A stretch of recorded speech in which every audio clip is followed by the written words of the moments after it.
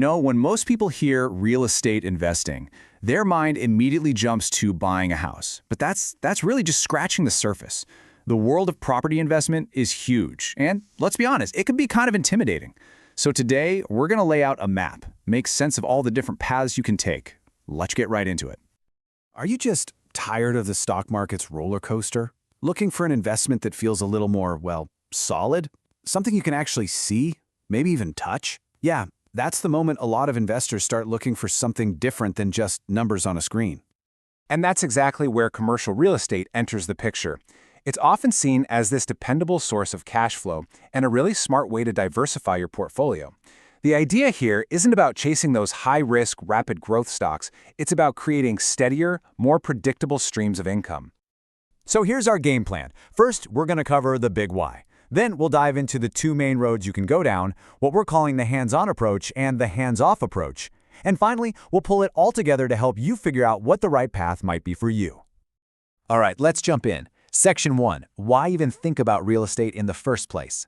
Before we get into the how-to, we've got to get a really good handle on the why. Well, here's the challenge, right? There are just so many options out there. I mean, from owning a building yourself to buying some complex security, the list is long. It's so easy to get overwhelmed before you even get started. So to cut through all that noise, we're going to use a really simple but powerful framework. We're going to split the entire universe of real estate investing into just two major paths. And it's all based on one key question. How involved do you really want to be? Which brings us right to Section 2, the hands-on approach. This is for the investor who wants to be in the driver's seat, the person who wants to make the direct decisions and have a real, tangible connection to their asset. So on this path, you're looking at things like owning a property all by yourself, co-owning it with other people, maybe forming a partnership to manage assets, or even creating a joint venture for a specific project. It's all about control. That's the name of the game here. Okay, let's take a look at co-ownership. It sounds simple enough. You and someone else buy a property together. Easy, right? But the specific legal way you decide to share that property has massive, massive consequences down the line. Now look at this breakdown. The absolute key difference is this right of survivorship. With joint tenancy, if you pass away, your share automatically goes to the other owners. That's perfect for spouses. But now look at tenancy in common. Your share goes to your estate, to be passed on through your will. This is critical for business partners who want their stake to go to their kids, not back to their business partner. It all comes down to one question. Who gets your share when you're gone? All right, let's talk partnerships. Again, it's about a couple of parties working together.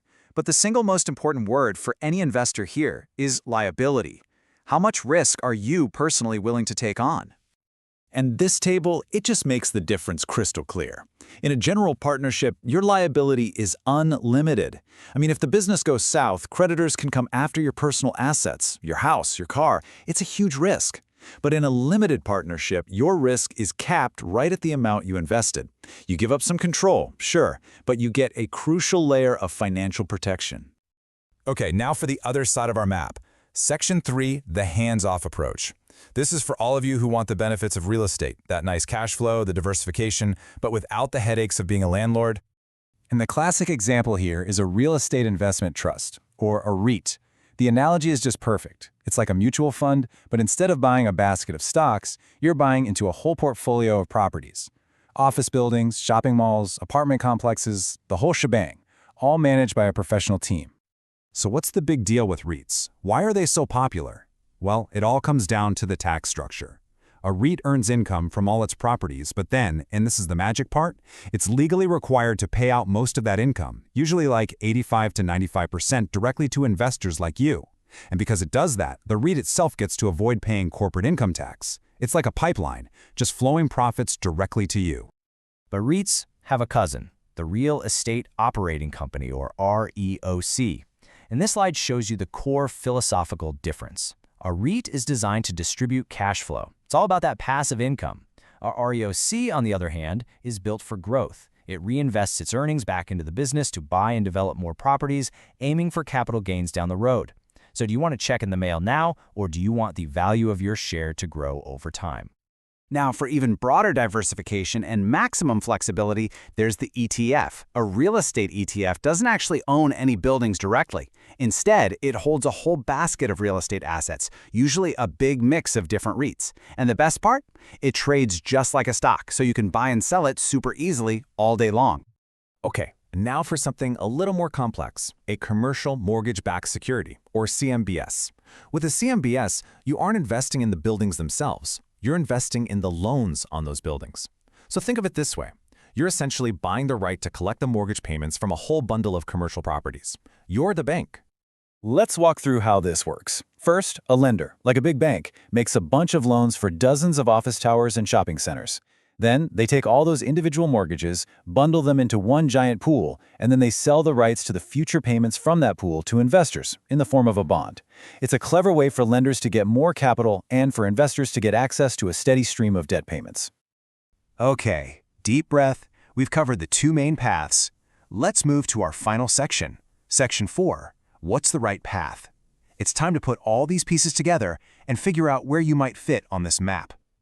But before we wrap it all up, we have to talk about a newer model that's really shaking things up: crowdfunding. This is kind of a hybrid model. You've got these online platforms that let hundreds of small investors pool their money together to fund a specific project, like a brand new apartment building. It gives you a much more direct connection to a single asset than a REIT, but you don't need millions of dollars to get in the door. So this slide right here really brings it all home. The hands-on path gives you high control, but you need a lot of capital, and it has low liquidity. I mean, you can't sell a building overnight. The hands-off path is the total opposite.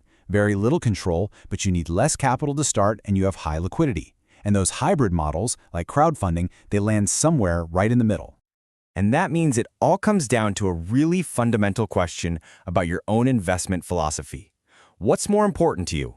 Is it having direct control and say over a physical asset, or is it the freedom and the flexibility to invest with just a few clicks from anywhere in the world? And that leads us to one final thought. I mean, crowdfunding platforms have already used technology to completely change the game, opening up direct investing to way more people. So as these barriers keep falling, what's next? What new ways of owning, sharing, and profiting from property are just over the horizon? It really is an exciting time to be an investor.